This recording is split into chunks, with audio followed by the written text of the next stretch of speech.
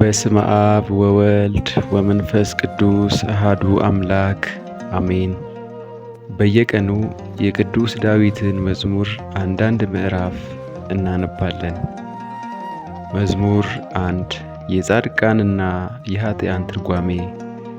ምስጉን ነው በዝንጉዎች ምክር ያልሄደ፣ በኃጢአተኞችም መንገድ ያልቆመ፣ በዋዘኞችም ወንበር ያልተቀመጠ ሰው የእግዚአብሔር ሕግ ብቻ ፈቃዱ የሆነ፣ ሕጉንም በቀንና በሌሊት የሚያስብ፣ እርሱም በውሃ ፈሳሾች ዳር እንደተተከለች ፍሬዋን በየጊዜዋ እንደምትሰጥ ቅጠልዋም እንደማይረግፍ ዛፍ ይሆናል።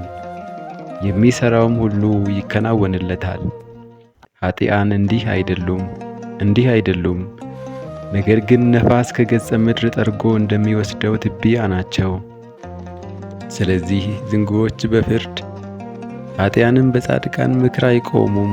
እግዚአብሔር የጻድቃንን መንገድ ያውቃልና የኃጥአን መንገድ ግን ትጠፋለች።